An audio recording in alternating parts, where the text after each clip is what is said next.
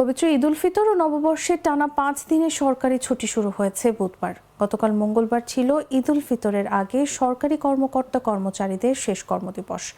ছুটি শেষে আগামী সোমবার অফিস করবেন সরকারি চাকুরেরা। শাওয়াল মাসের চাঁদ দেখা না যাওয়ায় বৃহস্পতিবার দেশে মুসলমানদের সবচেয়ে বড় ধর্ম উৎসব পবিত্র ঈদ উল ফিতর উদযাপিত হবে। দূর দূরান্তে থাকা প্রিয়জনের সঙ্গে ঈদ করতে শেষ মুহূর্তে বাস, লঞ্চ ও রেলে রাজধানী ছাড়ছে মানুষ। ঈদের আগে একদিন ছুটি থাকায় সরকারি কর্মকর্তা কর্মচারীদের কেউ কেউ আগেই ছুটি নিয়ে রাজধানী ছেড়েছেন।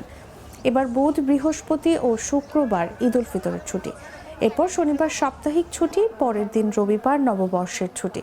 অর্থাৎ 10 থেকে 14 এপ্রিল পর্যন্ত টানা 5 দিন ছুটি কাটাবেন সরকারি কর্মকর্তা কর্মচারীরা।